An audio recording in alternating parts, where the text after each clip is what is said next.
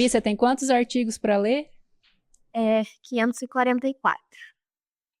Né, que Até suspira, gente. é o livro de cabeceira agora, mas não o livro de cabeceira é a Lei 214. Né? Gabi, você que está aí lendo, que está acompanhando mais de perto, né? Não que a gente não esteja também, mas você que está um pouco mais aprofundada nessa parte da legislação da reforma tributária. Eu queria te fazer uma pergunta agora, que é aquela pergunta de 1 milhão. Que eu recebo, a Lorena recebe, é uma dúvida que também a Leia tem, que eu tenho certeza que algum desenvolvedor pergunta para ela, que é a seguinte. Gabi, quando entra em vigor a reforma tributária? Então, Dani, essa é uma pergunta que todo mundo está fazendo e é uma pergunta de alguém que não quer que a reforma aconteça. Porque, assim, ela já começou a partir da emenda constitucional. A parte mais difícil de mudar é a Constituição.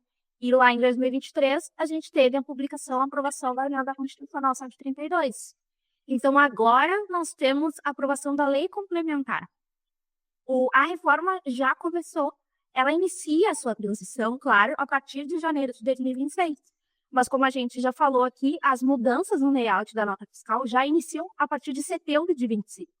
Nós temos de setembro até dezembro deste ano para fazer toda a adequação nos documentos fiscais, para que em janeiro de 2026 já comece a emitir a documentação regularizada com os novos layouts.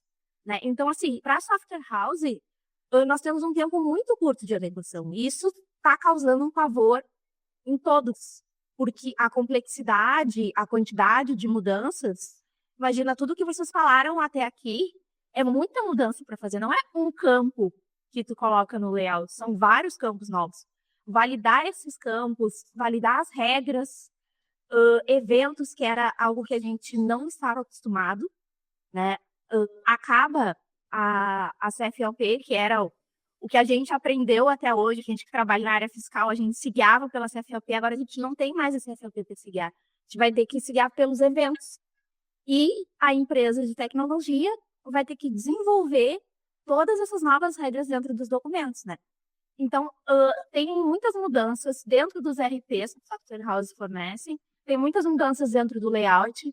É muito importante o acompanhamento das notas técnicas dos documentos fiscais eletrônicos, para que a gente esteja por dentro das alterações. O documento fiscal eletrônico, ele ganha um papel fundamental com a reforma tributária.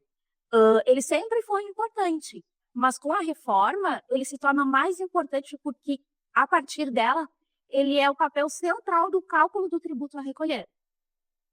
Então, dentro da lei complementar, no artigo 38, inciso 1º, ele já prevê a restituição de pagamento indevido ou a maior, vinculada às operações que não geraram crédito para o adquirente. Em resumo, traduzindo, né? A emissão de um documento fiscal eletrônico com valor de tributo incorreto, ela pode gerar prejuízos financeiros para o emitente do documento fiscal, caso não seja feito de forma precisa e correta. Então, a responsabilidade da software house em fazer a adequação dos documentos, em fornecer a informação correta dentro do documento fiscal, ela aumenta. A complexidade, o controle que a gente vai ter que ter a partir da reforma aumenta bastante. E o trabalho, né? Sim, com certeza, o trabalho também. E isso, assim, lembrando que nós estamos falando, até o momento, de documento fiscal eletrônico. E as obrigações acessórias, né? Nós temos ali um período de convivência grande do IBS e do ICMS. Como vai ficar o SPED? Então, não é só, eu concordo muito com o que a Gabi falou.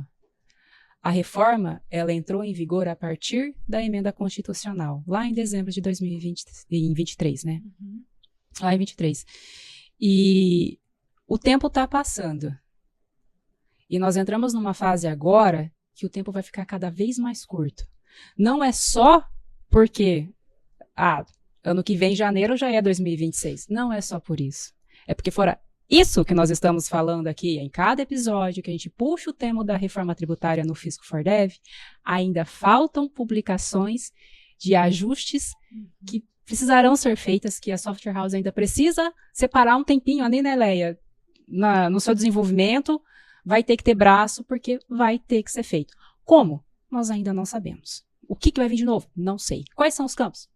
Não foi publicado, mas isso ainda vai ser disponibilizado para a gente. Então, pega, né, se eu puder, nem sei se eu posso fazer isso, mas assim, se eu puder dar uma dica. Temos essas notas técnicas, temos esse novo layout. Começa a estudar isso. Vê o que pode implicar dentro do seu RP. Reforço, fora a atualização do layout do documento fiscal eletrônico. O que a mais o seu RP vai ter que ter? Controlar essa tabela, onde para, esse campo de juro e multa. Como que eu vou fazer essa emissão da nota fiscal ali de crédito ou de débito, enfim. Olha para esse lado também. Não espera chegar junho, julho. Não espera chegar setembro. Começa a olhar com muito carinho para o que vocês já têm. Comece a estruturar isso dentro da empresa de vocês.